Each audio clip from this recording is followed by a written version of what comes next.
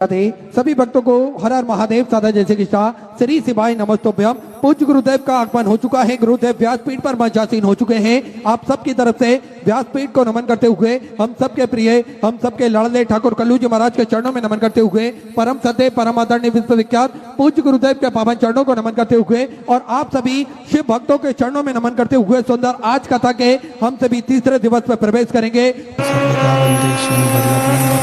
अज्ञान के निराघास ज्ञान जो शलाकया चक्षुर्गुणमतं तस्मै श्री गुरुवे नमः। नमामि हृदय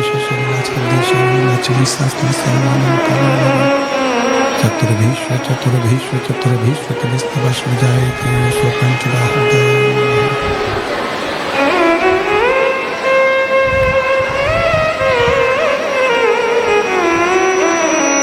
बोले विश्वनाथ भगवान की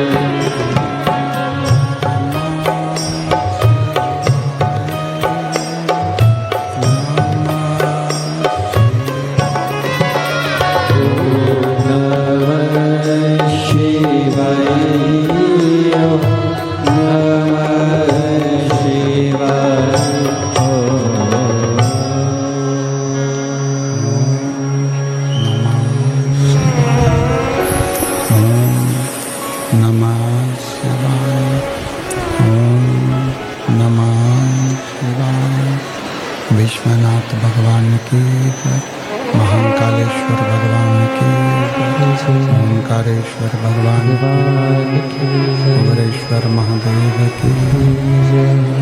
हर हर महादेव, हर हर महादेव, हर हर महादेव। काशी विश्वनाथ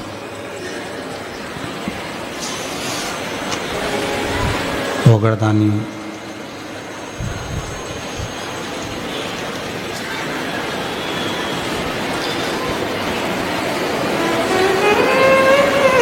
देवादिदेव महादेव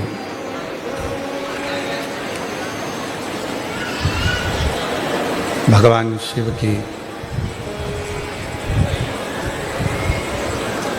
परम पवित्र पावन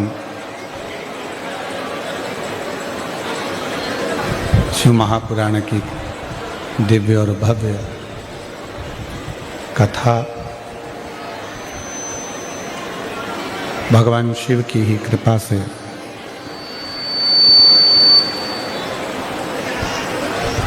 भक्ति की अविरल नगरी गुजरात,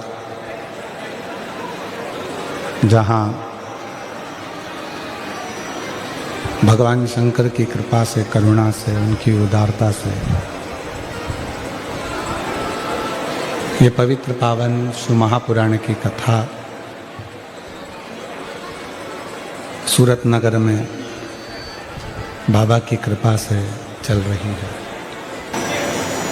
ये केवल एक शिव पुराण की कथा नहीं है,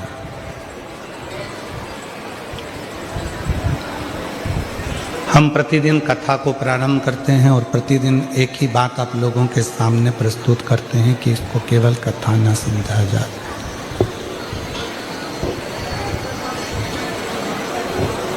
इसको केवल कथा नहीं समझना है,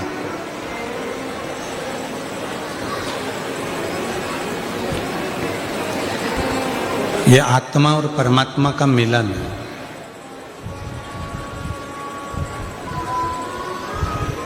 एक शिव भक्त का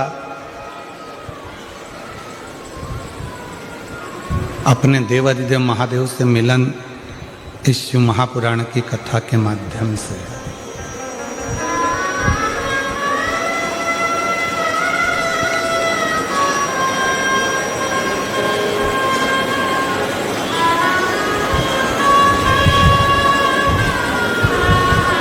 जैसे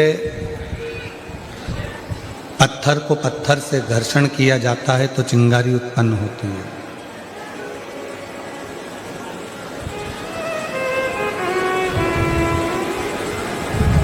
दही को मथा जाता है तो उसमें मक्खन की प्राप्ति होती है।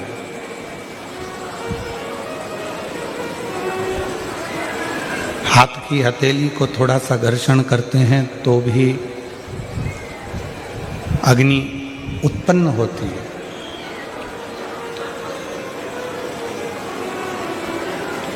वैसे ही जब ये शरीर भगवान देवादिदेव महादेव की पवित्र कथा में पहुंचता है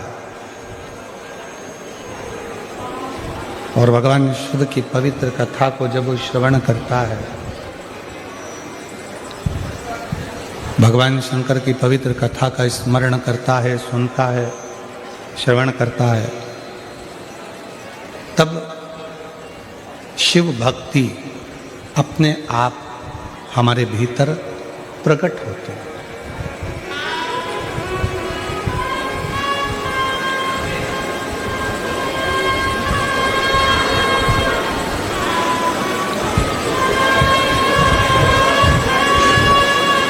तैतीस कोटि देवता में सबसे सरल अगर कोई देव है तो वो देव अधिदेव महादेव।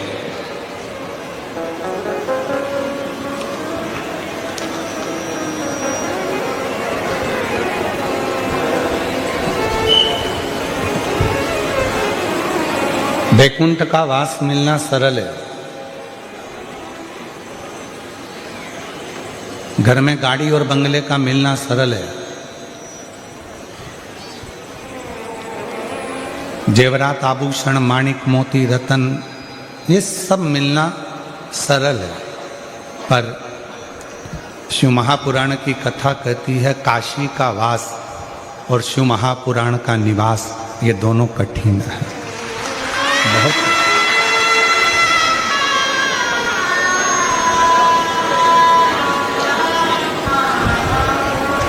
ये दोनों कठिन है। एक काशी का वास भी कठिन है, जब तक भगवान देवाधिदेव महादेव की कृपा ना हो, जब तक भगवान शंकर की करुणा ना हो, जब तक भगवान शिव की उदारता ना हो, तब तक काशी का वास भी नहीं मिल सकता।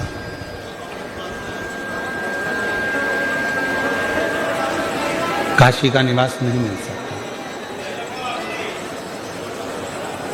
और ये आगे के चल रहा है।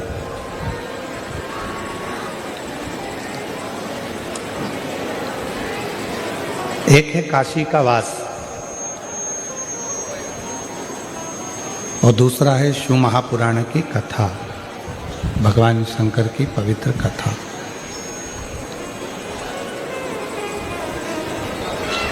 गाड़ी मिल जाएगी, बंगला मिल जाएगा, धन मिल जाएगा, दौलत मिल जाएगी, संपदा मिल जाएगी, सत्ता मिल जाएगी, वैभव मिल जाएगा, पर काशी का निवास और शिव महापुराण की कथा, ये दोनों जब तक भगवान शिव खुद आप पर कृपा ना करें तब तक ये दोनों चीजें मिल ही नहीं सकती, मिल ही नहीं।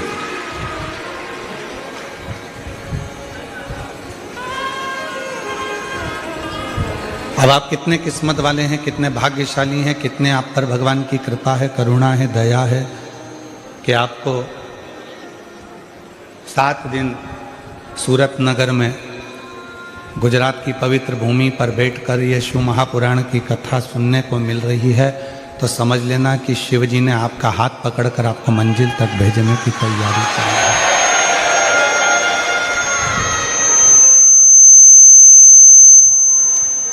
ये शिव की कृपा से, भगवान शंकर की करुणा से उनकी उदारता से ये प्राप्त हुआ है। ये शिव कृपा ना करे तो जब तक कोई, भगवान शंकर अगर करुणा न करें, कृपा न करें, तो कोई शिव कथा तक और काशी तक नहीं पहुंच सकता।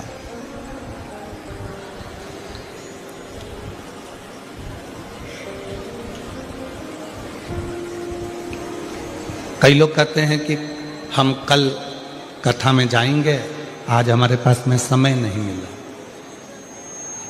फिर कोई कहता है कि हम कल पहुंचेंगे, कल आएंगे, कल कथा में जाएंगे, कल हमारे पास में समय रहेगा तो हम कथा श्रवण करेंगे, कथा में पहुंच जाएंगे। शंभु शंभु, कथा में जाएंगे, कथा श्रवण करेंगे कल। और यहाँ शिव महापुराण की कथा कर रही है कल नहीं, आज का ऐसा कोई पल व्यर्थ मत जाने दो जिस पल में आप मुख से श्री शिवाय नमस्तुभ्यम ना कहें। हर पल में भगवान की अविरल भक्ति को ढूंढने का प्रयास करें।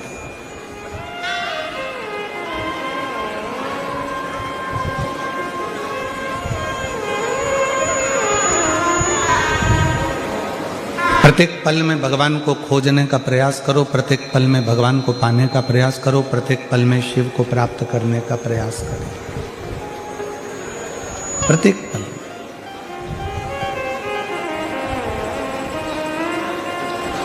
21,600 श्वास मानव के शरीर में से रोज निकलती है प्रतिदिन, और 21,600 श्वास में से ऐसी कोई श्वास जिस श्वास में आप भगवान का भजन कर लेते हो तो समझना कि आपकी जिंदगी सार्थक हो गई। वो 21,000 600 श्वास में से कोई भी एक श्वास परमात्मा की भक्ति के लिए निकलती है। जैसे 24 घंटे आप बोलते हो, कुछ ना कुछ अपनी भाषा में बात करते हो, परिवार में रहकर कुछ चर्चा करते हो, पर शिवपुराण की कथा कहती है कि 24 घंटे में से कोई एक पल, 24 घंटे में से कोई एक पल हमारी वाणी का, हमारी जिह्वा का ऐसा होता है जिस पल में, जिस वाणी में सरस्वती हमारी जिह्वा पर विराजमान होती है।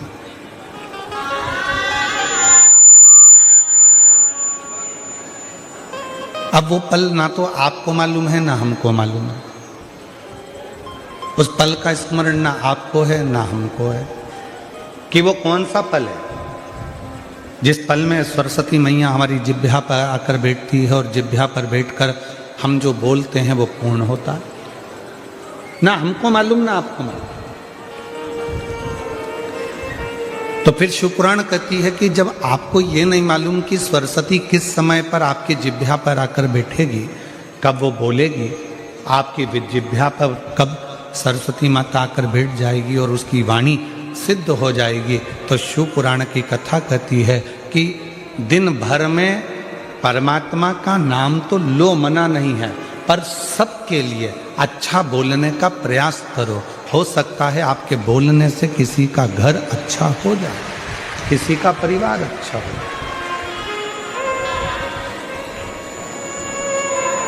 हो सकता है सरस्वती हमारे जिह्वा पर, हमारे मुख पर 24 घंटे में से एक बार, एक क्षण के लिए आती है। जब हम वो वाणी में कुछ ना कुछ बोलते हैं तो सरस्वती सिद्ध होकर कुछ कह जाती है, कुछ बोल जाती है।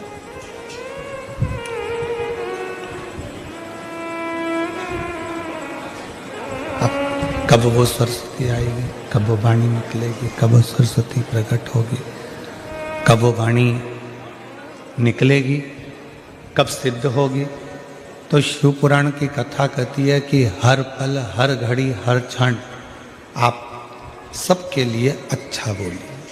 सर्वे भवन्तु सुखी, सबके लिए।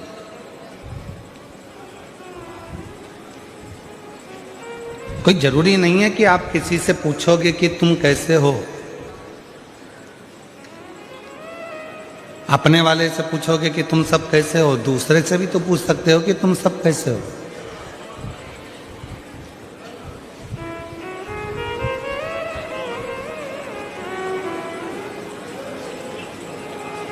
किसी से भी आप अपनी भाषा में अपने मिलने वाले से, परिवार से, कुटुंब से, अपने अड़ोसी से, पड़ोसी से, रिश्तेदार, नातेदार से भी तो पूछ सकते हो तो कि तुम कैसे हो।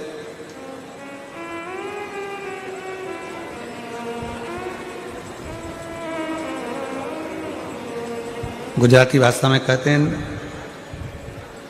तमे बद्धा केम छो।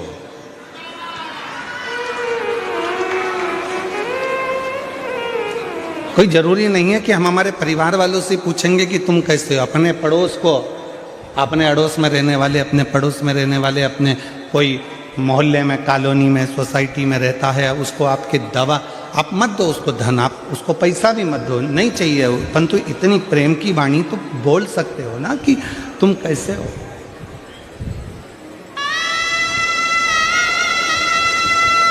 कोई तकलीफ तो नहीं है।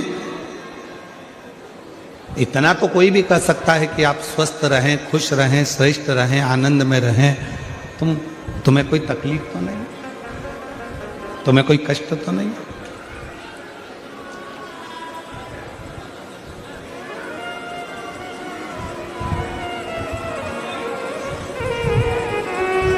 चिल्ला चिल्ला कर लोग कहते हैं विश्व का कल्याण, धर्म की, अधर्म का, प्राणियों में विश्व का कल्याण।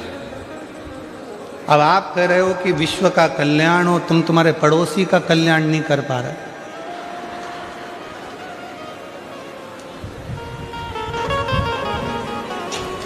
अपना कल्याण कर पा रहे हो, केवल अपना। अब इस कथा में ही देख लो ना, तुम दूसरी जगह तो जाने दो। खुद की पत्नी होगी, चल आगे बैठ, आगे बैठ, आगे बैठ, आगे बैठ, और पड़ोस वाली बेचारी बूढ़ी माँ हाथ जोड़ कर कह रही है, छोरा मुझे आगे बिठा दे। कहाँ व्यवस्था करूं, कैसे व्यवस्था करूं? नहीं है व्यवस्था, जाओ।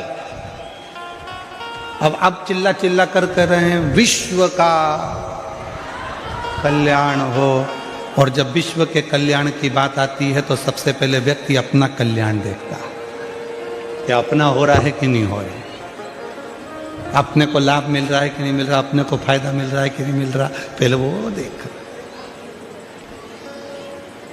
पर 33 कोटि देवता में केवल एक देव अधिदेव महादेव ऐसे हैं जो विश्व कल्याण की कामना करते हैं। उन्होंने जहर पिया, अमृत दिया, अमृत देवताओं को दिया और खुद जहर पिया। पार्वती मैया ने पूछा था कि यह जहर पीना जरूरी है? शिव जी कहने लगे अगर ये जहर मैं नहीं पीऊंगा तो ये पूरी पृथ्वी जलकर भस्म हो जाएगी और विषैली हो जाएगी। विश्व का कल्याण करने के लिए मुझे ये जहर पीना पड़ेगा।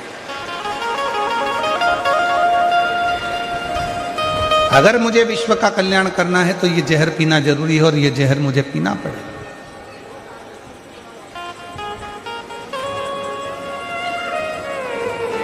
और इसको मुझे पीना है।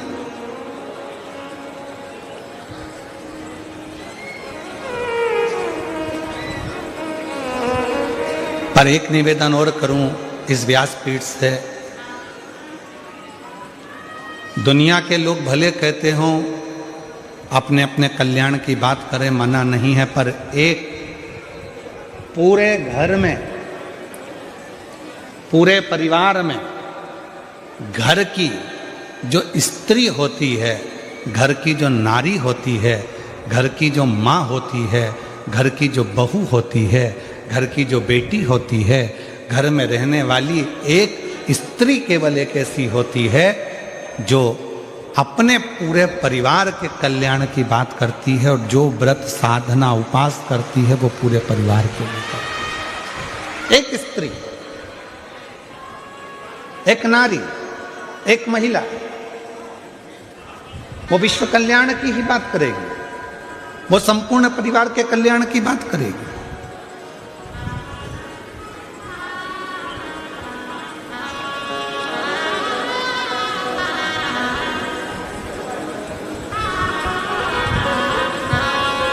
केवल एक देव अधिदेव महादेव ऐसे हैं, भगवान शंकर वो गढ़दानी, त्रिकालदर्शी, कैलाशी, अविनाशी शिव ऐसे हैं जो विश्व कल्याण की कामना करते हैं। जहर मैं पी रहा हूं, क्यों? पूरा विश्व आराम से जिंदगी जी सके, इन सबको अमृत प्राप्त हो सके। गले में सर्प मैं धारण कर रहा हूं क्योंकि दुनिया के लोग इस सर्प को अपने घर में नहीं रख सकते। गंगा में धारण कर रहा हूं क्योंकि ये दुनिया के लोग इस गंगा को पहचान नहीं पाएंगे, इसलिए इसको अपने मस्तक पर रखना जरूरी है।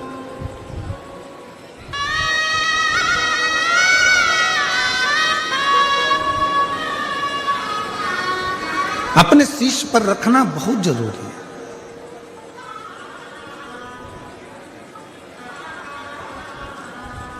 और किसका उद्धार मेरे शंकर भगवान ने नहीं करा? जरा विचार करिएगा। एक बड़ी सुंदर कथा शिव पुराण में आती है गजासुर की। गजासुर की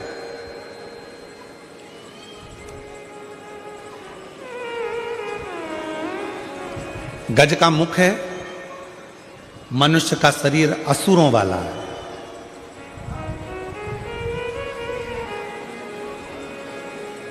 और एक बार उसके मन में आ गया था कि शिव की आराधना के सिवा कोई सार तत्व दुनिया का नहीं है, तो उसने असुर होने के बाद भी भगवान शंकर की आराधना करी, शिव की साधना करी। शिव साधना में डूबा हुआ, भगवान शंकर की आराधना में डूबा हुआ वो गजासुर।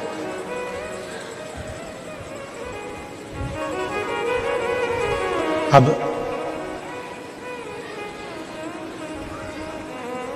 इतनी भगवान देवाधिदेव महादेव की आराधना में गजासुर हो गया, इतनी आराधना में डूब गया, साधना में डूब गया कि भगवान शिव को प्रकट होना पड़ा।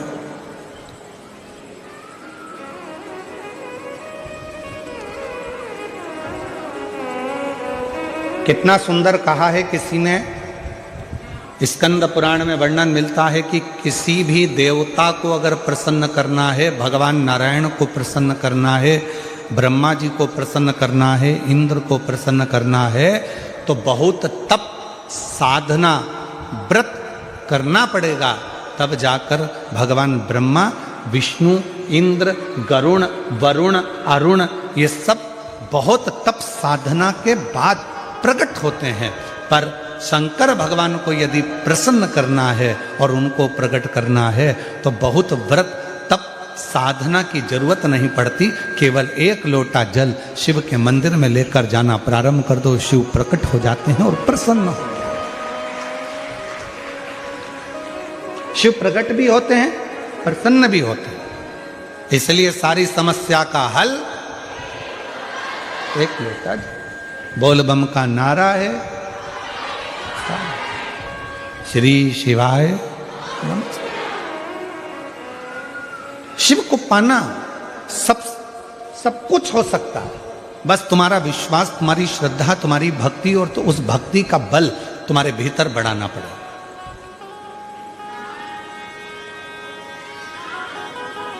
तुम्हारा बच्चा स्कूल में पढ़ता है? अरे जम के तो बोलो, पढ़ता है? ठीक है। उसके दोस्त भी स्कूल में पढ़ते हैं? जो स्कूल में पढ़ने वाले बच्चे हैं वो उसके दोस्त होंगे, वो भी स्कूल में पढ़ते हैं। अब तुम्हारे बच्चे के नंबर मान लो कम आए और उसके दोस्त के नंबर ज्यादा आ गए, तो इसमें गलती किसकी है? टीचर की, प्रिंसिपल की, स्कूल की, कि तुम्हारे बच्चे की? अपने बच्चे की गलती है। क्यों? अच्छी पढ़ाई नहीं करी होगी, याद नहीं करा होगा, लिखा नहीं होगा, अध्ययन नहीं करा होगा, इसलिए उसका नंबर कम आया। टीचर की गलती नहीं है। टीचर ने तो एक जैसा पढ़ाया, स्कूल में सब बच्चों को बिठाया, सबको अध्ययन कराया, सबको लिखाया, सबको होमवर्क दिया, सबको घर से लिखने के लिए बुलाया। बस गलती इतनी है कि हमारा बच्चा अच्छे से लिख नहीं पाया, अच्छे से अध्ययन नहीं कर पाया, याद नहीं कर पाया, इसलिए उसका नंबर, उसका परसेंट कम आया। और बाकी का उसका जो दोस्त था उसका परसेंट भी अच्छा बना, उसके नंबर भी अच्छे आ गए।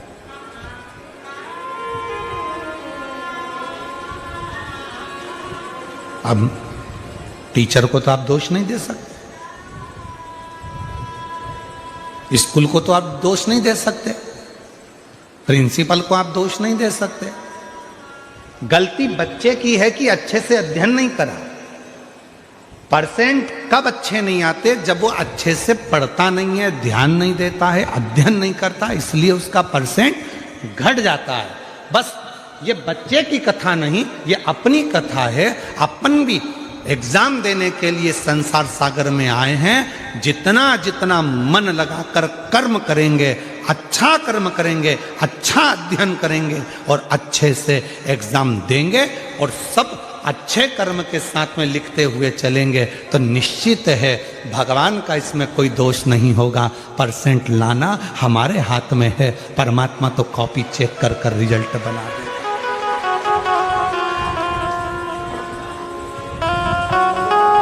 परमात्मा तो कॉपी चेक करेगा, रिजल्ट बना देगा। उसमें दोष बक्से नहीं चल रहा, उसमें दोष उस टीचर का या प्रिंसिपल का नहीं है, उसमें दोष हमारा। आप कौन सी प्रार्थना में कमी रह गई है जो परमात्मा आप आते नहीं हो? कमी किस में? हम में। भगवान में कमी नहीं है, भगवान तो तुरंत तैयार बैठा है।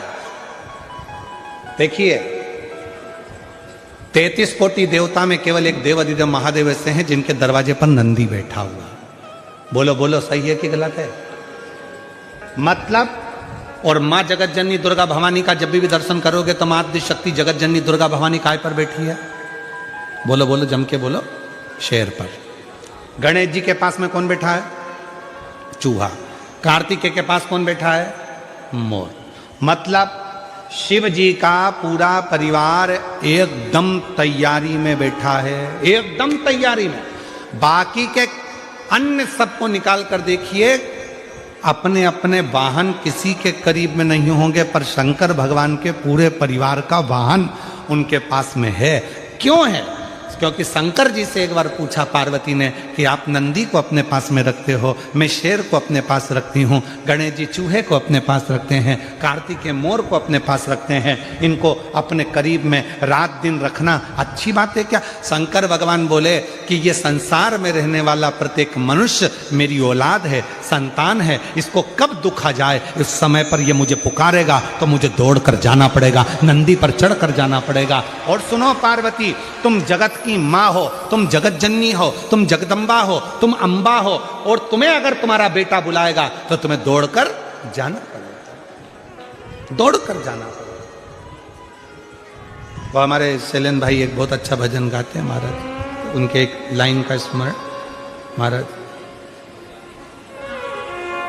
भगवान शिव कह रहे हैं पार्वती तो तेरे पास में सिंह इसलिए है, शेर इसलिए है कि जगत का अगर कोई बच्चा तुझे रात को पुकारे, दिन में पुकारे, जब पुकारे, तू माँ है, मैं पिता हूँ। और याद रखना, बच्चे अपना कमरा बंद कर कर सोते हैं, बेटे बहू अपना कमरा बंद कर कर सोते हैं, पर घर की जो बुजुर्ग माँ होती है, जो घर का बुजुर्ग बाप होता है, वो अपना कमरा कभी बंद कर कर नहीं सोता। उसे मालूम है मेरे बेटे बहू पोता पोती नाती पंती कब मुझे पुकारेंगे। एकदम दौड़ कर आ गए, दादी दादी दादी, तो मुझे उठना पड़ेगा, दादाजी दादाजी दादाजी उठना पड़ेगा, नाना जी नाना जी नाना जी उठना पड़ेगा। इसलिए घर का बुजुर्ग अपना कमरा बंद कर कर नहीं सोता, घर का बुजुर्ग अपना कमरा खोल कर सोता है, जिससे कोई आए तो मैं उठकर बैठ जाऊं। बहू का सिर दुखा, सास उठकर बैठ गई, बेटे का तकलीफ हुई, माँ उठकर बैठ गई, बेटी को तकलीफ हुई, माँ बाप उठकर बैठ गए। माँ बाप तुरंत तैयार रहते हैं। इसलिए शंकर भगवान के मंदिर में नंदी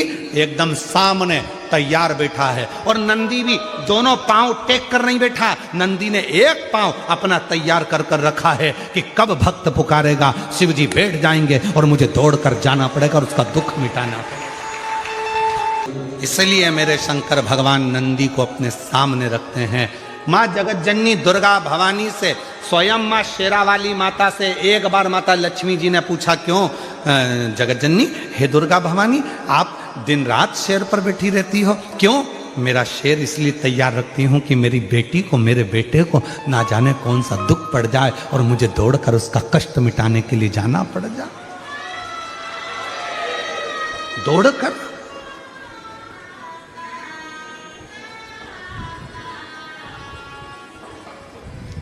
आप सब गुजरात में रहते हो, सूरत नगर में कथा चल रही है, आपसे एक प्रश्न करना था, अगर उत्तर देंगे आप तो स्वीकार करेंगे। गुजरात का सबसे प्रसिद्ध नृत्य है गरबा, बोलो सही है? दुनिया में प्रसिद्धि है इस नृत्य की, गरबे की। हमें एक बात पूछना था कि गरबा चौकोर क्यों नहीं होता, गरबा हमेशा गोल ही क्यों होता है? हमें प्रश्न करना था कि गरबा लंबा क्यों नहीं होता, गरबा आड़ा टेढ़ा क्यों नहीं होता, गरबा षडक्रति का क्यों नहीं होता। गरबा हमेशा, चाहे कितनी बड़ी भी फील्ड हो, कितना भी बड़ा भी ग्राउंड हो, और गरबा हमेशा गोल क्यों होता है। हमें केवल एक प्रश्न का उत्तर मेरे गुजराती भाई बहनों से चाहिए, और उत्तर दें तो अच्छी बात है कि गरबा गोल क्यों होता है। और आप लोग तो करते रहे हो, और बेटा जो बुलाए माँ को।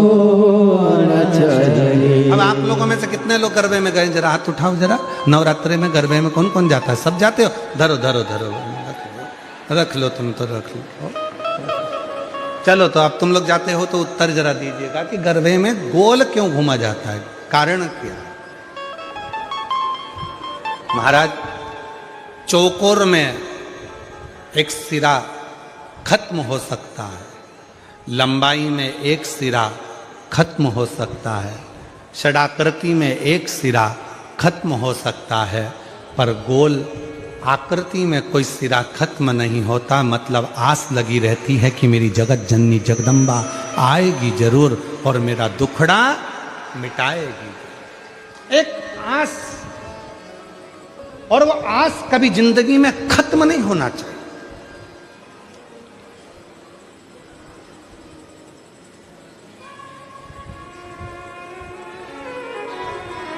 भीड़ में दो चीजें मिलती है, वो आपको भी मालूम है। भीड़ में दो चीजें मिलती है, भीड़ में दो चीजें प्राप्त होती है। कौन कौन सी चीज मिलती है भीड़ में? एक मिलता है धक्का और दूसरा मिलता है धोखा।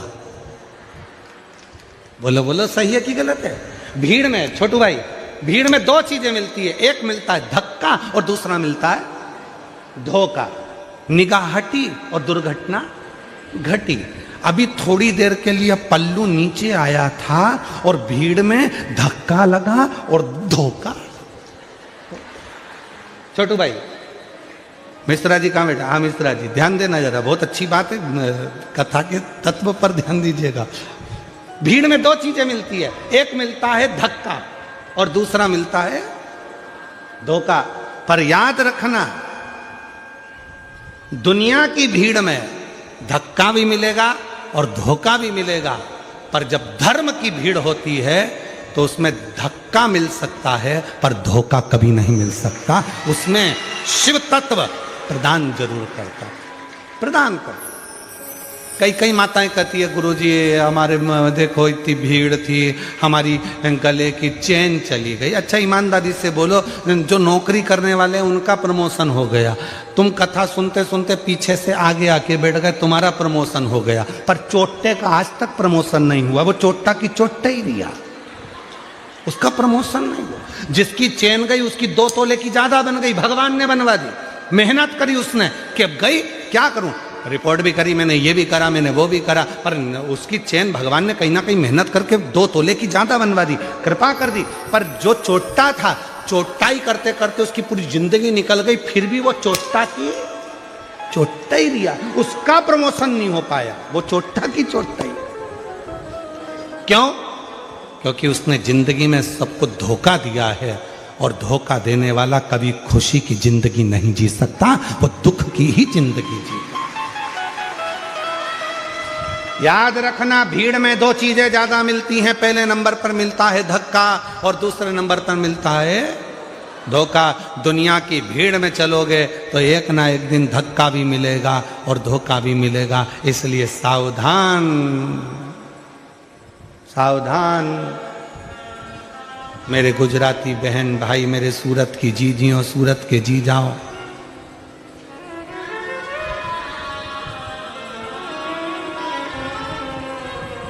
सावधान।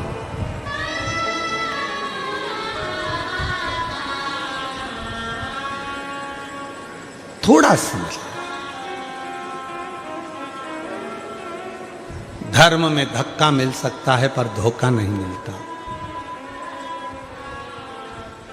शिव जी को जल चढ़ाने वाला को कभी धोखा नहीं मिल सकता। श्री शिवाय नमस्तुभ्यम जपने वाले को कभी धोखा नहीं मिल सकता। शंकर भगवान के मंदिर में झाड़ू पोछा करने वाले को कभी धोखा नहीं मिल सकता। और जिसने धोखा दिया है, एक ना एक दिन उसको रोते रोते तुम्हारे चरणों में आकर पांव पकड़ना ही पड़ेगा। अगर शिव भक्त के साथ धोखा किया, शंकर के भक्त के साथ अगर धोखा हुआ है, तो फिर एक ना एक दिन तुम उसको चरण पकड़ेगा।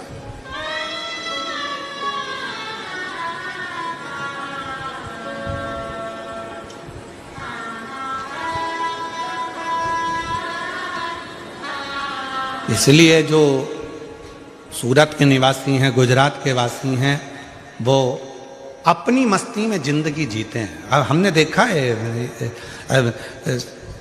यहाँ गरबा करने वाली मेरी बहनों को, मेरी बेटियों को, मेरे बेटाओं को, मेरी जीजियों को, मेरे जीजाओं को भी हमने देखा। वो गरबा पास वाला कैसा कर रहा है उनको मतलब नहीं, वो तो अपना, वो अपनी मस्ती में जीते हैं। और दुनिया में बहुत लोचे होते हैं और सूरत वाले तो लोचा ही खा जाते हैं। यहाँ एक खाने का आइटम भी है, क्या बोलते लोचा है? और दुनिया में लोचा शब्द दूसरा है, लड़ाई झगड़ा करना। अच्छे लोचे में फंसाया। अब सोचो जरा गुजरात वाले कितने भारी होंगे, यहाँ लोचे को निपटा जाते। आ जा, यहाँ कोई लोचा वोचा यहाँ फालतू का चलता नहीं है, तो अपन निपटू के बैठ जाए।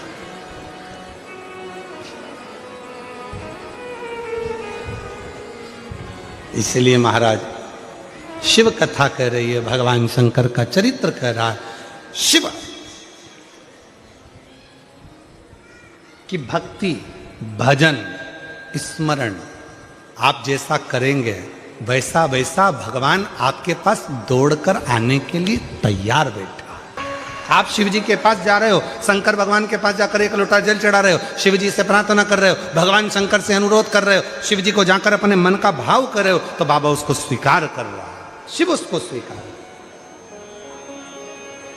इसमें टीचर की गलती नहीं है। बच्चे का परसेंटेज गड़बड़ हो रहा है, बच्चे की पढ़ाई गड़बड़ हो रही है, रिजल्ट ठीक नहीं आ रहा, तो इसमें टीचर की गलती नहीं है, गलती अपने बच्चे की है। उसी तरह हम रोज जल चढ़ा रहे हैं, हम शंकर जी के मंदिर रोज जा रहे हैं, हम शिव जी को रोज स्तुति कर रहे हैं, हम शिवपुराण की कथा भी सुन रहे हैं, हम पशुपति व्रत भी कर रहे हैं, हमने लिखा भी अच्छा, पढ़ा भी अच्छा, याद भी अच्छा करा, उसके बाद भी हमारा रिजल्ट अच्छा नहीं आ रहा, मतलब बाबा हमारी क्यों नहीं सुन रहा? मतलब याद रखना, इसमें टीचर की गलती नहीं है, उसका तो नंदी तैयार बैठा है, उसका तो शेर तैयार बैठा है, गलती हमारी है। कुछ ना कुछ हम याद नहीं कर पा रहे हैं, कुछ ना कुछ हम अच्छे से उसका स्मरण नहीं कर पा रहे हैं, इसलिए हमारा परसेंटेज डाउन हो रहा है और हमारा परमात्मा हमारा रिजल्ट ठीक नहीं निकाल। कोई चीज ऐसी रहती है जिसको बच्चे को सिखाना नहीं पड़ता है। सिखाना ही नहीं पड़ता। कितनी माताएं बैठी हैं जिनके बच्चे कोचिंग क्लास जाते हैं, ट्यूशन जाते हैं, पढ़ने जाते हैं? बोलो बोलो जल्दी जल्दी हाथ उठाओ। सबके जाते होंगे ना, हमारे बच्चे भी जाते हैं ट्यूशन, उसमें कौन सी दिक्कत बात है? उसमें शर्माना मरवाना नहीं चाहिए हो। सबके बच्चे ट्यूशन जाते हैं, सबके बच्चे कोचिंग जाते हैं। बच्चे को अच्छा पढ़ना है, कोचिंग क्लास जाना पड़ेगा, उसको सिखाना पड़ेगा। लैपटॉप चलाना है तो भी उसको सिखाना पड़ेगा, गाड़ी चलाना है तो भी उसको सिखाना पड़ेगा, मशीन चलाना है तो भी उसको सिखाना पड़ेगा। केवल एक चीज ऐसी है जो बच्चे को सिखाना नहीं पड़ता, वो है मोबाइल।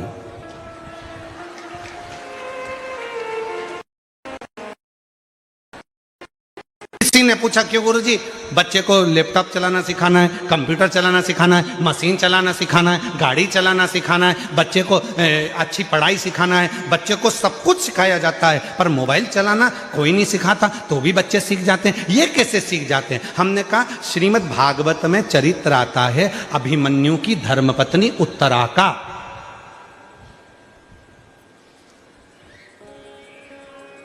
श्रीमद् भागवत में चरित्र आता है कि गर्भस्थ हिरण्यकशिपु की पत्नी जब गर्भ से थी, नारद जी उसको लेकर चले गए थे, इतना सत्संग कराया कि उनके गर्भ से जो बच्चे ने जन्म लिया उसका नाम प्रहलाद हो गया। जो आते से ही भगवान के नाम का एलान करा वो प्रहलाद हो गया। मतलब डॉक्टर कह देते हैं बेड रेस्ट, गर्भ के समय पर बच्चा गर्भ में है और डॉक्टर ने कह दिया बेड रेस्ट। अब बेड रेस्ट में करना क्या है? कोई रामायण तो पढ़ोगे नहीं, गीता पढ़ोगे नहीं, शिवपुराण पढ़ोगे नहीं, तो करोगे क्या? इतने ध्यान से मोबाइल चलाते हो कि अंदर बैठा पप्पू वो पूरी ध्यान लगाकर, तुम सोच रहे हो कि मैं देख रही हूं मोबाइल, नहीं, वो अंदर से देख रहा, पूरा ज्ञान ले रहा है मोबाइल का। ऐसे खोलना है मोबाइल को, लॉक हो जाए तो ऐसे करना है, ऐसे करना है। और बच्चा बस उसको सारी कोचिंग देना पड़ती है, सारी क्लासों में भेजना पड़ता है, पर मोबाइल चलाने की क्लास में बच्चे को नहीं भेजना पड़ता, क्योंकि वो माँ के गर्भ में इतना सीख कर आता है कि आते से ही उसको मोबाइल रूपी खिलौना प्राप्त हो जाता। चाहिए क्या था? गर्भस्थ नारी को, गर्भस्थ माता को पढ़ना था शिवपुराण, पढ़ना था रामायण, पढ़ना था गीता, पढ़ना था भगवान शिव का नाम, पढ़ना था राम नाम, कृष्ण नाम, शिव नाम, जगत जननी का नाम, परंतु उसने मोबाइल को देख देख कर तो बच्चे को रुचि। आप देखो, बच्चे को अगर रोटी खिलाना है तो मोबाइल पकड़ा दो, कपड़े पहनाना है तो मोबाइल पकड़ा दो, चुप कराना है तो मोबाइल पकड़ा दो। कारण उसने गर्भस्थ वही देखा।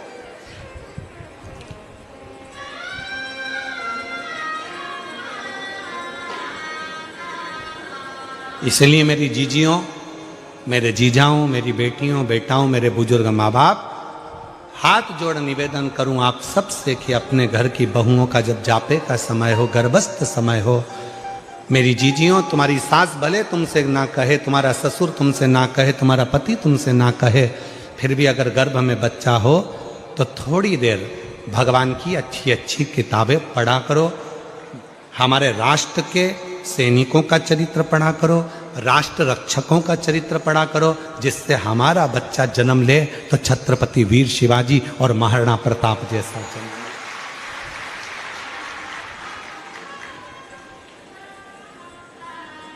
ये सब पढ़ो, अध्ययन करो। गजासुर हाथी का मुख है, असुर का शरीर है, पर किसी के मुख से सुन लिया था कि भगवान का भजन करा जाए, शिव जी को राजी करा जाए तो सब कुछ मिल सकता है। और 33 कोटि देवता में सबसे जल्दी राजी होने वाला देवता यदि कोई है तो देव अधिदेव महादेव है। ये गजासुर को मालूम पड़ गया तो गजासुर ने शंकर भगवान की आराधना साधना करना प्रारंभ कर दिया, शिव की आराधना से। कृपा करता, जिस भाव से जो पुकारता है उस पर करुणा करता है। गजासुर ने तपस्या करना प्रारंभ कर दी। भगवान शिव प्रकट हो गए, मांग ले तुझे क्या चाहिए, क्या दिया जाए तुझको।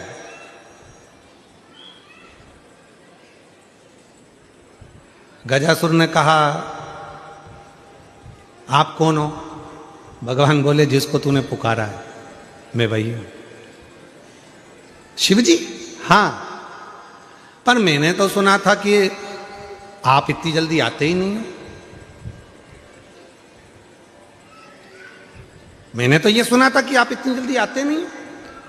शंकर भगवान बोले बुलाने वाले में अगर सामर्थ्यता है और वो दिल से अगर मुझे बुलाता है तो आने में मुझे समय नहीं लगता, मैं दौड़ कर चले आता हूं, दौड़ कर। आहूं में असर होगा, घर बैठे बुलाने। अगर कोई बुलाने वाला है, अगर किसी ने मन बना लिया कि मुझे शंकर को पाना है, शिव से यह कार्य सफल कराना है, शंकर भगवान मेरा यह कार्य सफल करेंगे, मतलब मुझे जाना पड़ेगा। अगर उसका विश्वास पक्का है तो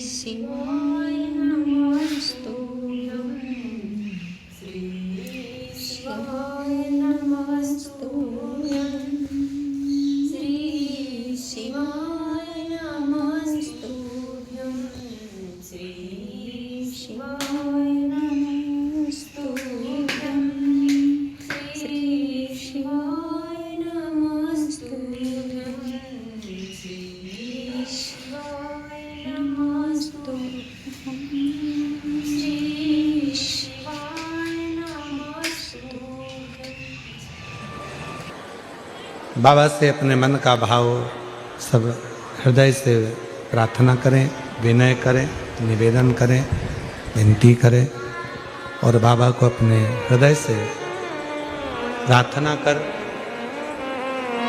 मन का भाव वैश्य कर।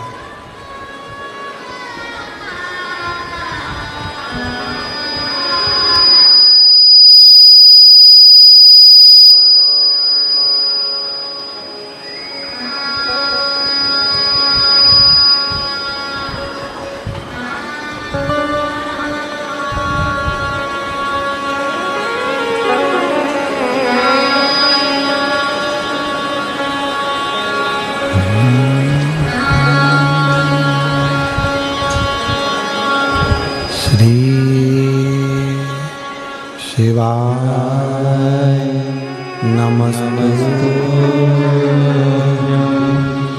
श्री शिवाय नमस्तुभ्यं।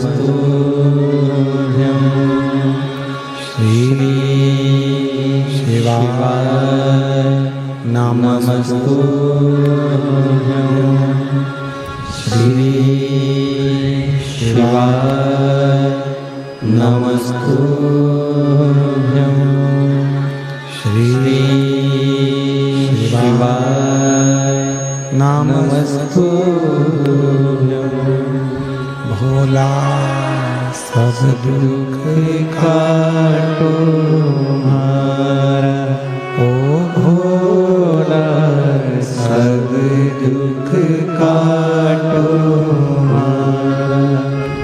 शिव शंकर जपूं तेरी माला, भोले बाबा जपूं तेरी माला। भोला सब दुख काटो हमारा, ओ भोला सब दुख काटो हमारा। वैश्य मंगल मंगलकारी, वैश्य मंगल मंगलकारी। शमशान वासी हमारा, शमशान वासी हमारा। ओ भोला सब दुख काटो हमारा, ओ भोला सब दुख काटो हमारा।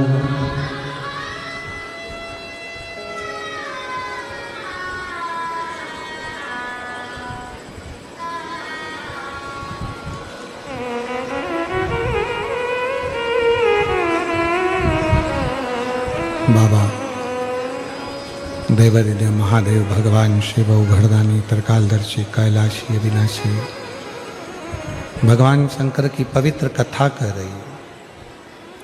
शिव गजासुर के सामने प्रकट हो गए भगवान शंकर। ठीक है, गजासुर की कथा कर रही है। महाराज, हाथी का मुख है और शरीर असुर का, मनुष्य का देह बना हुआ है। पर देवादिदेव महादेव से प्रार्थना कर रहे कि आप आ तो गए, यहां पहुंच गए, पर मुझे नहीं लगता कि आप शिव हो।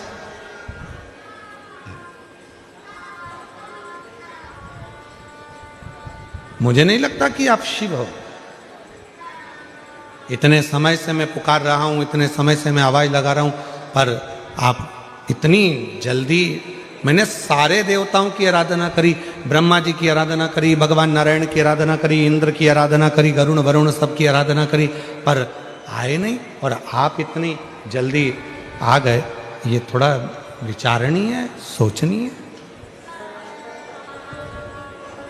कैसे आना हुआ?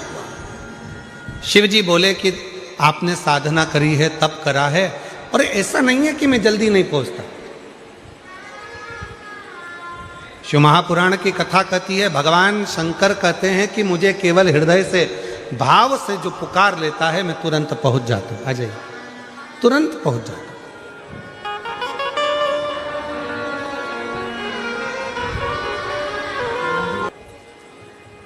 गजासुर का चरित्र कह रहा है कि गजासुर कहता है कि मुझे नहीं मालूम, आप इतनी जल्दी आ जाएंगे, इतनी कृपा कर देंगे, इतनी करुणा कर देंगे।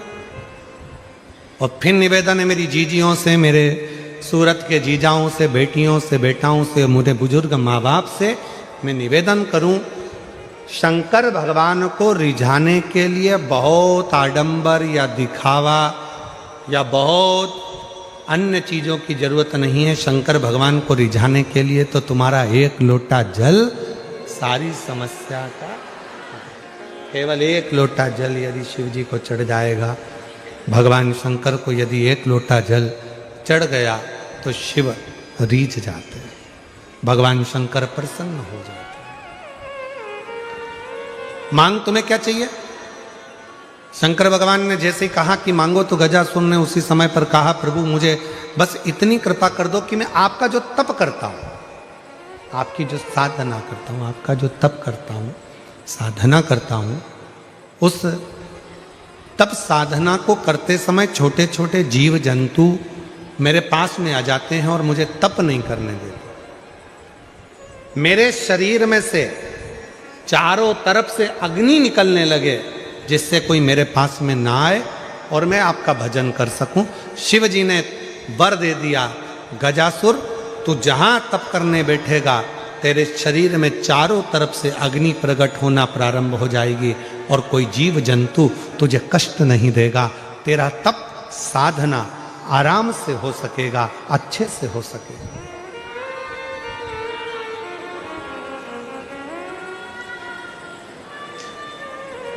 आप लोग व्रत करते हो?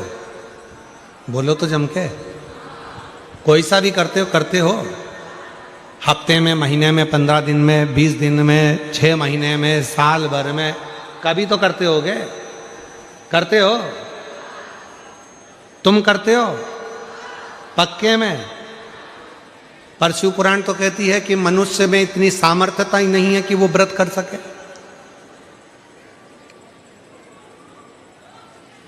शिव महापुराण की कथा कहती है कि संसार का कोई मानव किसी भी देवता का व्रत कभी नहीं कर सकता। व्रत कब करता है?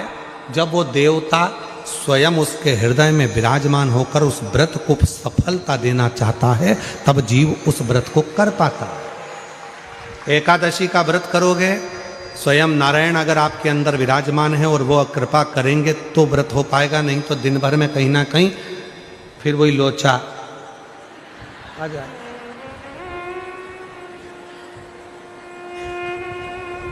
और व्रत चले गए।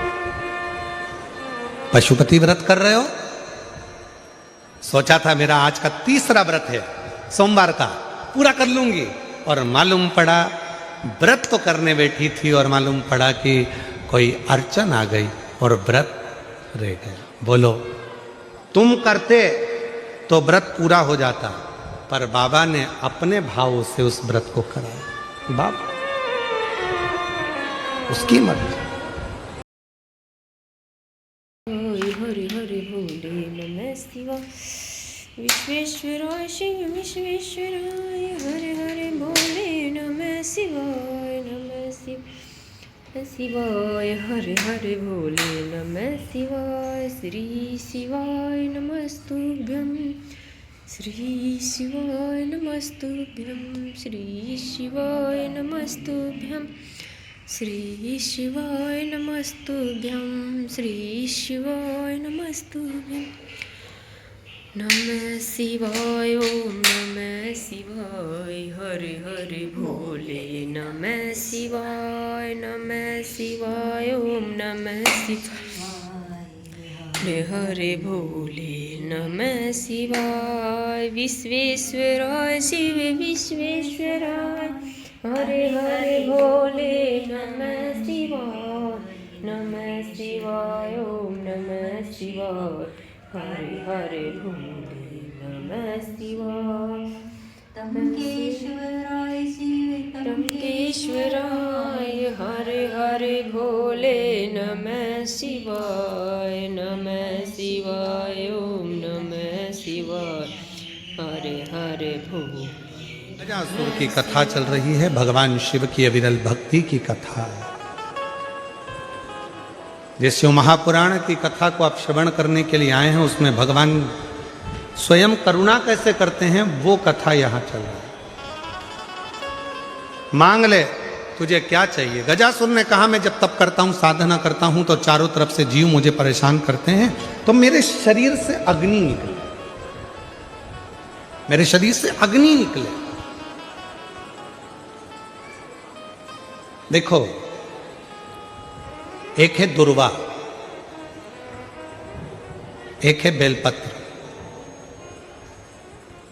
और दूसरा है पहले नंबर पर दुर्वा, दूसरे नंबर पर बेलपत्र, तीसरे नंबर पर कनेर का फूल।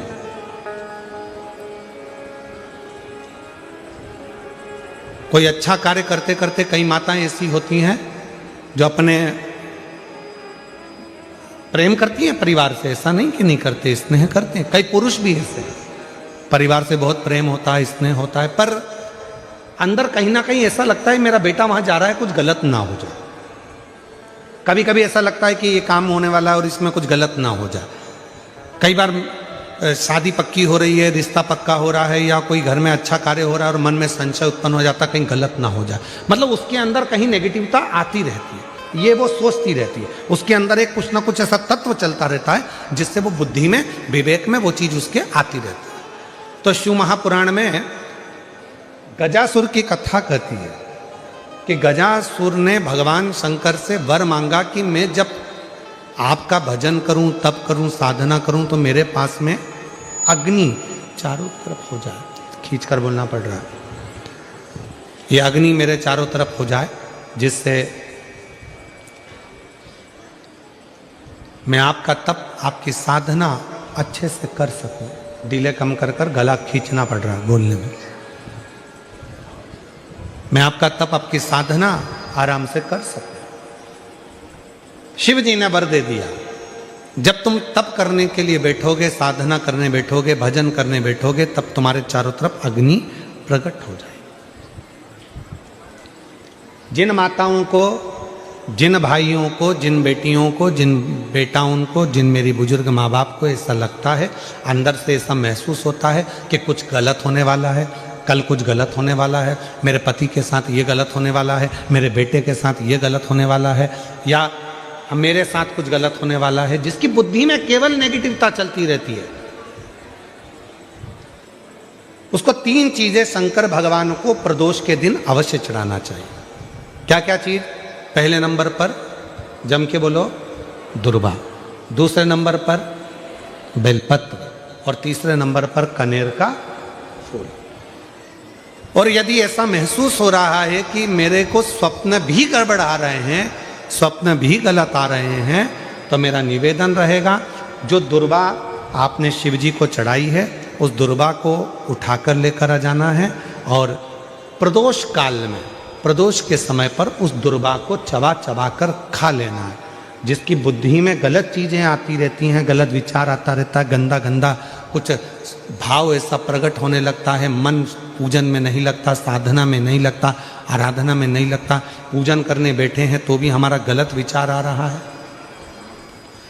साधना करने में भी गलत विचार आ रहे हैं, पूजन में गलत सोच आ रही है, गलत विचार आ रहे हैं, तो उनको वो दुर्वा जो शिव जी को समर्पित करी है, बेलपत्र जो शंकर भगवान को समर्पित करी है, कनेर का पुष्प जो शंकर भगवान को समर्पित करा है, उसमें से मात्र एक दुर्वा आप उठाकर ले आओ और प्रदोष काल में उसको प्रदोष के दिन चबा चबा कर खा लीजिए। फिर कभी जिंदगी में कभी गलत विचार, गलत सोच और गलत दृष्टि नहीं जाएगी और आपका ध्यान केंद्रित शिव की ओर होगा। शंभो शंभो शंभो शंभो, भगवान शंकर की ओर केंद्रित रहे। चारों तरफ अग्नि लग गई, चारों तरफ। अब गजासुर ने वापिस तप करना प्रारंभ करा और गजासुर ने वापिस तप करना प्रारंभ कर दिया, तप साधना वापिस प्रारंभ कर दिया। भगवान भोलेनाथ फिर प्रकट हो गए, शिव जी वापिस प्रकट हो गए। गजासुर मांगो, तुम्हें को क्या चाहिए, क्या दें तुमको? गजासुर ने कहा तो मैंने मांगने के लिए तप ही नहीं करा। अब मैंने मांगने के लिए तप नहीं करा, शंभो शंभो शंभो। अब मैंने मांगने के लिए कोई तप नहीं करा।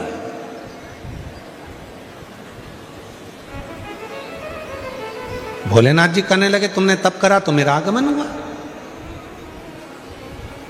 दुनिया के लोगों को लगता है कि शंकर भगवान को हम एक लोटा जल चढ़ाते हैं और शिव जी हमारी मनोकामना वहीं बैठकर पूरा कर देते हैं।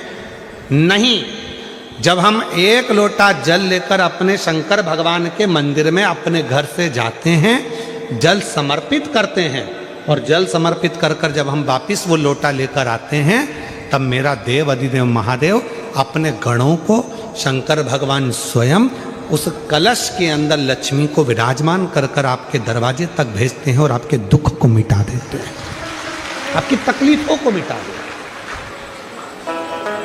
आपके कष्टों को मिटा देते हैं, आपकी तकलीफों को मिटा देते हैं, आपके कष्टों को मिटा देते हैं। शिव करुणा करते हैं, भगवान शंकर कृपा करते हैं, दया करते हैं, करुणा करते हैं।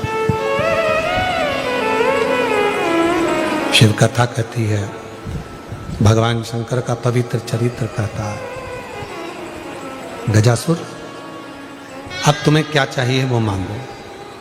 गजासुर ने कहा मैंने अब जो तप करा था वो मांगने के लिए नहीं करा, अब मैंने मांगने के लिए तप नहीं करा।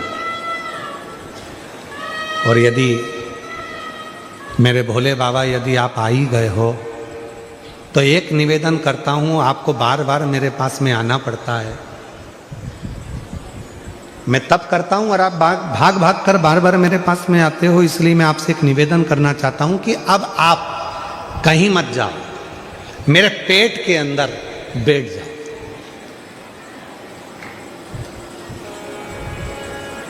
मेरे पेट में आकर बैठ जाओ। शिव जी ने पूछा क्यों?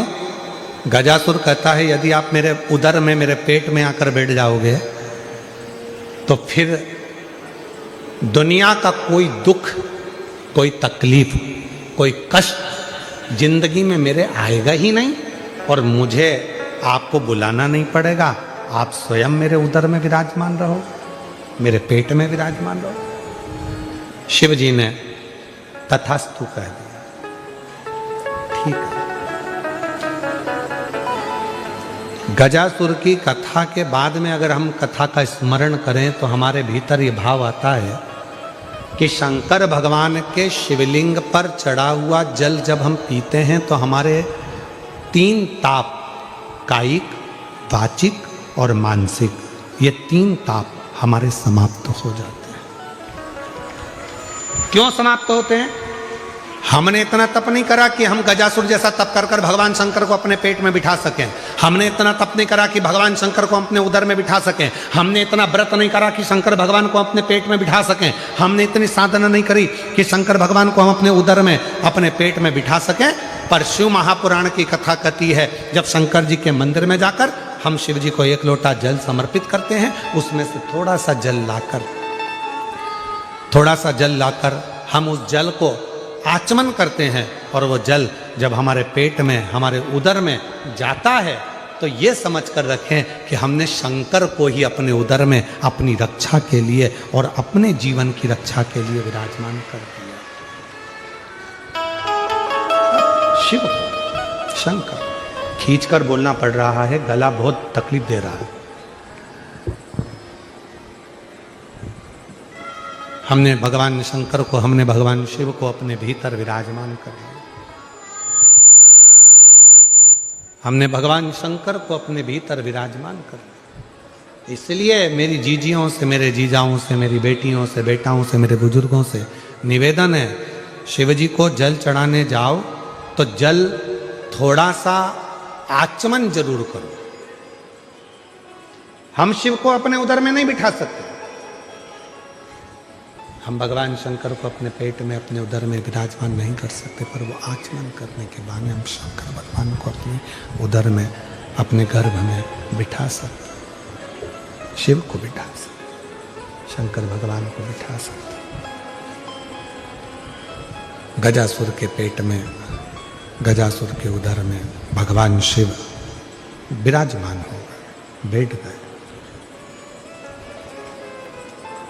पूरे तीनों लोकों में हाहाकार मच गया कि शंकर भगवान है ही नहीं। शिव को ढूंढो, भगवान शंकर को खोजो।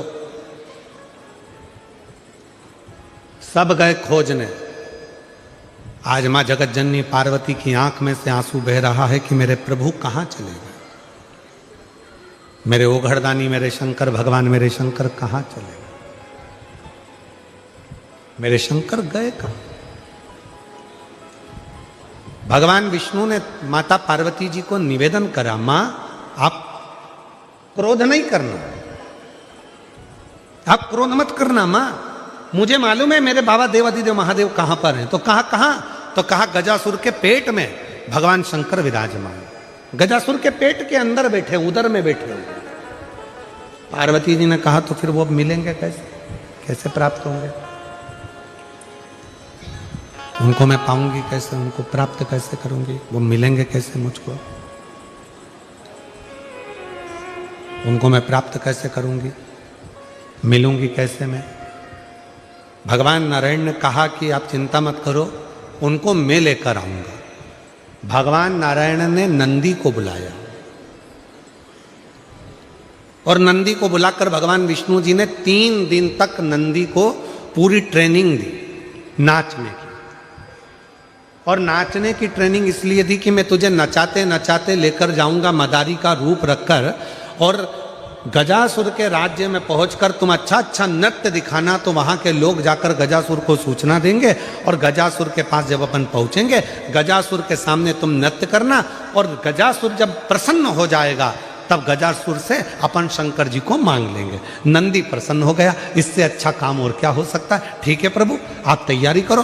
भगवान नंदी 3 दिन तक भगवान नारायण जी से पूरी ट्रेनिंग लेने लगे, पूरी ट्रेनिंग करते हैं, और फिर भगवान एक सुंदर ग्वाले का रूप रखकर, एक सुंदर हाथ में बंसी पकड़कर और ग्वाले का रूप रखकर भगवान नारायण नंदी की डोरी को पकड़कर सीधे गजासुर के राज्य में पहुंच जाते हैं। गजासुर के राज्य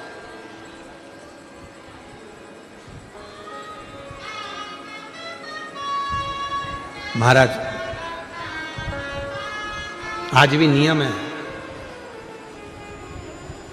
अगर किसी लड़का लड़की का शादी होने के बाद अगर तलाक हो रहा है,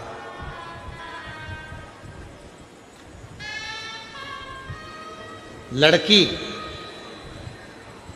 और लड़के का यदि तलाक हो रहा है और दोनों का अगर कहीं ना कहीं थोड़ा बहुत भी स्नेह है, और उसमें से अगर 2 में से कोई एक ने भी यह ठान लिया कि मुझे तलाक नहीं चाहिए, मेरी धर्मपत्नी के साथ मुझे रहना है, या पत्नी ने ठान लिया कि मुझे मेरे पति के साथ रहना है, मुझे तलाक नहीं चाहिए, और पति तलाक लेना चाहता है किसी परिस्त्री के चक्कर में, किसी दूसरे के कहने पर, परिवार के कहने पर, या लड़की तलाक लेना चाहती है किसी दूसरे के चक्कर में, किसी परिवार के कहने पर या किसी अन्य व्यक्ति के कहने पर, और वो नहीं चाहता कि तलाक हो, लड़की नहीं चाहती कि तलाक हो, तो आज भी एक नियम है महाराज जी, आप अगर कर देखेंगे, आके अगर कोई परिचित में अगर किसी का तलाक हो रहा है, छूट रहा है, संबंध खत्म हो रहा है, तो आज भी महाराज श्री हरि और हर इन दोनों का साझा कर यदि नंदी से लेकर भगवान शंकर के शिवलिंग तक, नंदी से लेकर भगवान शंकर के शिवलिंग तक एक मौली को आप लोग क्या कहते हैं गुजरात में, वो मौली जो हाथ में बांधते हैं उसको क्या बोलते हैं गुजरात में, नाड़ा, लच्छा, मौली, जो लाल पीला धागा होता है ना जिसको हाथ में बांधते हैं पूजन के टाइम पर, तो वो लच्छा, वो नाड़ा, वो मौली जो है वो जो बांधने वाला है। नंदी का जो एक चरण खड़ा हुआ है, बाकी का चरण एक आगे का नीचे दबा हुआ है, पीछे का चरण भी दबा है, पर एक नंदी का चरण ऊपर है। उस चरण से लेकर भगवान शंकर के शिवलिंग तक एक सूत्र को बांधा जाए। और उस सूत्र को 7 जगह पर बेलपत्र रखकर उठा लिया जाए और उठाने के बाद में किसी भी बेलपत्र के वृक्ष के नीचे वो 7 बेलपत्र समर्पित कर वो धागा लेकर 7 परिक्रमा अगर बेलपत्र की करी जाए और जिससे संबंध टूट रहा है उसी से वापिस प्रेम बढ़ाया जाए, तो वो स्मरण कर अगर 7 परिक्रमा उस धागे के साथ में कर हाथ में अगर बांधा जाए तो कितना भी दम लगा ले कोई व्यक्ति तलाक हो ही नहीं सकता। स्नेह बढ़ेगा ही, प्रेम बढ़ेगा ही, वो टूट नहीं सकता, उसको तोड़ा नहीं जा सकता। पर उसमें एक काम आपका भी चाहिए, आपकी वात्सल्यता, आपका प्रेम, आपकी करुणा और आपकी अच्छी सोच, अच्छे विचार, ये सब तो होगा, पर साथ में अच्छे विचार होंगे, अच्छी सोच होगी, अच्छी करुणा होगी, अच्छी वात्सल्यता होगी, अच्छा स्नेह होगा, अच्छा प्रेम होगा, अच्छा मन होगा, तो ही तो सब श्रेष्ठ होगा, तभी तो श्रेष्ठ होगा। स्नेह को बढ़ाए, प्रेम को बढ़ाए। शिव कथा कह रही है, आप लोगों को मालूम है कि नहीं मालूम वो हमको नहीं पता, पर जब किसी शिवलिंग की प्राण प्रतिष्ठा होती है और सामने जो नंदी बैठता है, उस नंदी से शिवलिंग तक एक सूत्र जमीन के अंदर दबाया जाता है, जिसको सोमसूत्र भी कहते हैं। एक सोने का तार, चांदी का तार या तांबे का तार या पीतल का तार नंदी से लेकर शंकर भगवान के शिवलिंग तक उसको स्थापना के समय पर भूमि में उसको दबा दिया जाता है, शिव से नंदी तक के बीच, शिव नंदी। कई लोग पूछते हैं गुरुजी इस तार का इतना महत्व क्यों होता है, क्या कारण होता है कि इस तार को दबाया जाता है, इस सोमसूत्र को लगाया जाता है, आखिर इसका इतना महत्व क्यों होता है, क्या कारण है इसका? इसका कारण केवल एक होता है कि यदि मान लो कोई व्यक्ति शंकर भगवान के शिवलिंग में जाकर जल नहीं चढ़ा पाया, कोई शंकर जी के शिवलिंग तक नहीं पहुंच पाया और मंदिर के बाहर से भी अगर वो निकल कर चले गया और उसके मन में कोई कामना आ गई, तो वो नंदी के कानों में पड़ जाती है और नंदी उसको शंकर भगवान तक कह देते हैं और व्यक्ति का कार्य सफल होना प्रारंभ होता है। सूत्र की इतनी प्रधानता, सूत्र की इतनी महत्वता। बोल बम का नारा है, जम के बोलो जरा, बोल बम का नारा है श्री शिवाय। उस सूत्र का इतना महत्व है। अब भगवान नारायण ने नंदी को डोरी से बांध लिया। अब डोरी से बांधना कोई साधारण, शिव डोरी से बंधे हैं, समझे, नंदी डोरी से, और ले गए। गजासुर बैठा था, पूरा आनंद के साथ में उसके पास सूचना पहुंच चुकी थी कि कोई नगर में एक मदारी आया है जिसके पास में एक बड़ा सुंदर नंदी है। वो नंदी इतना सुंदर खेल रचता है, इतना सुंदर नाचता है। गजासुर के कानों में शब्द गया, गजासुर के शब्दों में, गजासुर के कानों में शब्द गया, सुना। सुनते ही गजासुर ने उस नंदी को और उस मदारी को बुलवाया, नंदी को और मदारी।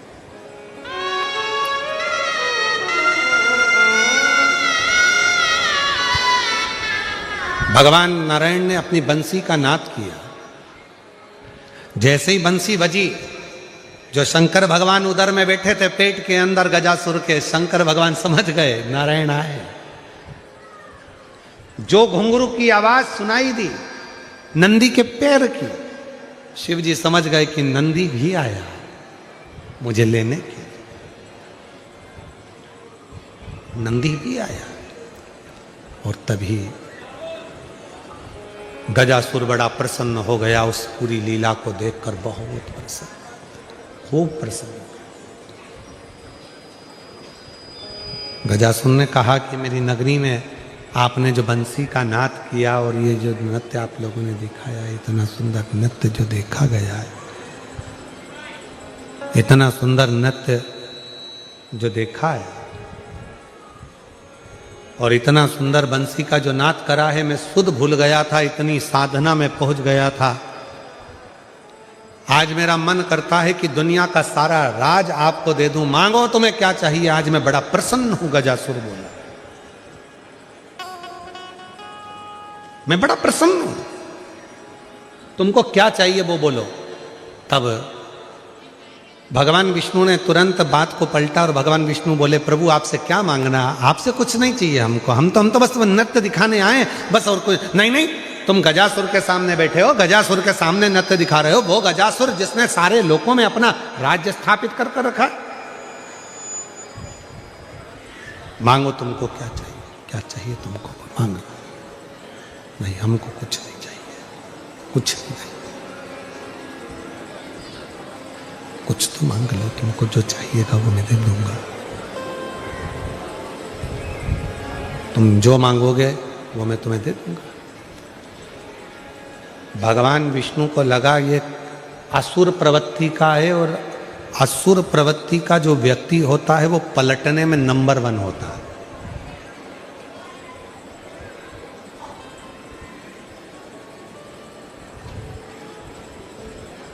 असुर प्रवृत्ति का जो व्यक्ति होता है ना, वो पलटने में नंबर 1 होता है। कई कई घरों में लोग ऐसे होते हैं जिनको सुंदर कांड अच्छा लगता है, और कई कई घरों में लोग ऐसे रहते हैं जिन्हें लंका कांड अच्छा लगता है। दोनों तरह के लोग हैं। और कई कई जगह पर ऐसे भी हैं कि जिनको सुंदर कांड पढ़ते पढ़ते पढ़ते पढ़ते कब लंका कांड चालू हो जाती मालूम ही नहीं पड़ता है।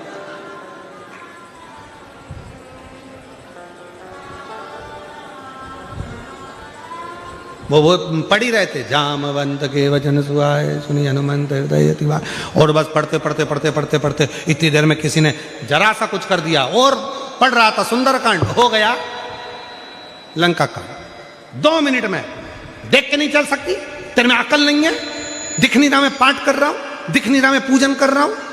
इतने में पत्नी ने हाथ जोड़कर बोला, सुंदर कांड करो ना, काहे को लंका कांड करते हो, सुंदर कांड करो। पति फिर चिल्लाकर बोला, तू मुझे ज्ञान देगी, तू मुझे ज्ञान दे। नहीं भाई, भगवान को मालूम था कि ये पलट जल्दी जाता है। असुर प्रवृत्ति का जो व्यक्ति होता है ना, उसको पलटने में मजा होता था, तुरंत पलट जाता है। कई कई लोग ऐसे होते हैं जिनको आप कुछ दे देते हो और देने के बाद में लेने के लिए जाते हो, हमें तो दिया ही नहीं तुमने, हमें नहीं मालूम कि तुम्हारा कितना पैसा हमारे पास में, पलट गया। मतलब समझ लेना असुर प्रवृत्ति का निकालना कठिन है, पलट गया। नहीं, तब भगवान ने पूरा वचन दिलवा लिया, गजासुर मेरे को पहले वचन दो। मैंने सुना है कि आप शंकर भगवान के भक्त हो, और शिव का भक्त वचन देने के बाद नकरता नहीं है, इसलिए मुझे वचन दे दो। जो शंकर का सही भक्त होता है वचन देने के बाद मुकरता नहीं है। क्यों? क्योंकि अगर सत्य में एक बार उसने वचन दे दिया और मुकर गया, तो जितने उसके आने वाले जन्म होते हैं वो सारे जन्म में भुगतता ही रहता है, उसका कोई जन्म सुधरता नहीं, कोई जन्म। वचन दो तुम मुझको, वचन दिया, तुम जो मांगोगे मैं दे दूंगा। इतने में भगवान नारायण ने तुरंत बंसी की ध्वनि करते हुए कहा, गजासुर हमें आपसे ना धन चाहिए, ना वैभव चाहिए, ना संपदा चाहिए, ना सत्ता चाहिए, हमें तो केवल इतना चाहिए कि तुम्हारे उदर में जो शंकर भगवान बैठे हैं उनको हमें दे दीजिए, और हमें आपसे कुछ भी नहीं चाहिए, केवल शिव दे, केवल शिव के सिवा कुछ नहीं। आप में से कई माताएं ऐसी भी आती हैं, कई भाई लोग ऐसे आते हैं जिनको शंकर की कथा सुनना है, शिव पुराण सुनना है, शंकर की कथा में रसतत्व लेना है, शिव का भजन करना है। और कई कई माताएं पत्र लिखकर भी भेजे, महाराज जी आप कथा सुनाओ, किसी को माइक मत दिया करो। कई कई ऐसे भी आते हैं, मन ही नहीं लगता शिव के बिना, शंकर की भक्ति के बिना, अविरल भक्ति के बिना, शुद्ध नहीं पड़ता।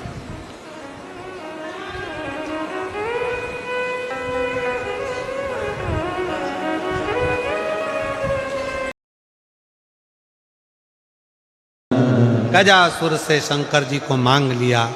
गजासुर की आंख में आंसू भरा था। शिव जी के चरणों में गजासुर पड़ गया। गजासुर ने कहा, भोलेनाथ आप मुझे छोड़कर जा रहे हो, पर मैं आपको छोड़ना नहीं चाहता। मैं आपको छोड़ना नहीं चाहता। मैं असुर हूं, मानता हूं कि मैं राक्षस हूं। राक्षस कुल में मेरा जन्म हुआ, असुर कुल में मैं पैदा हुआ, असुर कुल में मैं बड़ा हुआ, पर मैं आपको छोड़ना नहीं चाहता। आप मुझे ना छोड़ें। शिव जी ने कहा, क्या चाहते हो? बस आपका साथ। शंकर भगवान ने कहा, सुनो गजासुर, जैसे तुमने भगवान नारायण को वचन दिया और मेरा दान भगवान नारायण को कर दिया, मुझे दे दिया, उसी तरह मैं भी तुमको वचन देता हूं, मैं भी तुमको दूर नहीं करूंगा।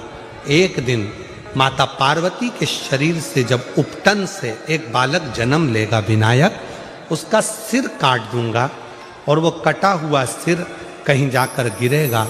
तब गजासुर मेरे गण आएंगे और तुम्हारा हाथी का मस्तक काटकर मेरे बेटे के शरीर पर लगा देंगे। तुम मेरे साथ में जीवन पर्यंत रहो। जीवन। आप लोग गणेश जी बिठाते हो? अरे बोलो तो जम के। कोई आपसे पूछे कि ये गणेश जी के मस्तक पर जो हाथी का मुख लगा है किसका है, तो आपको बताना चाहिए कि ये गजासुर का है। एक असुर ऐसा था जिसने भगवान शंकर से वर मांगा था कि मेरा साथ आपके साथ में रहना है, मुझे आपके साथ में रहना है, मैं आपको छोड़ नहीं सकता। जिद पर अड़ गया। तब भगवान शंकर ने वचन दे दिया था कि तेरा शीश, हाथी का मुख मेरे बेटे के धड़ पर लगेगा। कहा, प्रभु कोई ऐसा होता है जिसको अपने बेटे का मुख हटाकर मेरा हाथी का मुख कौन लगाएगा? शंकर भगवान कहते हैं, मैं अपने बेटे का अच्छा मुख हटाकर हाथी का मुख लगा दूंगा, पर तुझे मैं अपने साथ में जीवन पर्यंत रखूंगा। अपने साथ रखूंगा। और वो गजासुर का मुख शिव ने अपने बेटे के मस्तक पर शीश कटते ही उस हाथी के मुख को लगा दिया। हाथी के क्या ना देश। सती मैया जलकर भस्म हुई। हिमालय राज के घर में पार्वती के नाम से विख्यात हुई। पार्वती मैया ने शंकर भगवान की साधना कर कर उनको प्राप्त करने के लिए तप किया। तब भगवान देव अधिदेव महादेव दूल्हा बनकर गए हैं और पार्वती मैया दुल्हन बनी है। भगवान शंकर और पार्वती का मंगल विवाह हो रहा है। जोरदार ताली बजाकर साधुवाद करिए शिव जी के मंगल विवाह का प्रसंग।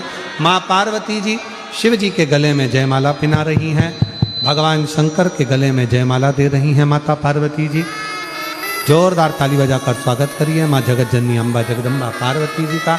शिव जी के गले में जयमाला पिनाई है माता पार्वती जी, और पार्वती जी ने शिव जी के गले में माला पिनाई। जोरदार ताली बजाकर साधुवाद। हर हर महादेव। भगवान शिव की यह पवित्र कथा आज तृतीय दिवस तीसरा दिन विराम ले रहा है। कल कथा का चौथा दिन रहेगा। बड़े भाव से कथा का लाभ लें और अपने जीवन को धन्य बनाएं। ठीक 2 बजे से 5 बजे तक की कथा का लाभ लेकर अपने जीवन को धन्य बनाएं। यही बाबा की कृपा। सूरत नगर गुजरात में यह पवित्र कथा दिव्यता और भव्यता के साथ हो रही है। हर हर महादेव। श्री शिवाय नमस्तुभ्यं। श्री शिवाय नमस्तुभ्यं। श्री शिवाय नमस्तुभ्यं। श्री शिवाय नमस्तुभ्यं। श्री शिवाय नमस्तुभ्यं। श्री शिवाय नमस्तुभ्यं। श्री बाबा तेरी बेटी की लाज रख ले बाबा भोलेनाथ शंभुनाथ शिवाय नमस्तुभ्यं। हे मेरे बाबा हे मेरे श्री शिवाय नमस्तुभ्यं। जय शिव भोलेनाथ की हे मेरे भोले बाबा। शिवाय नमस्तुभ्यं। श्री शिवाय नमस्तुभ्यं। श्री शिवाय नमस्तुभ्यं। श्री शिवाय। राधे राधे शास्त्री जी। नमस्तु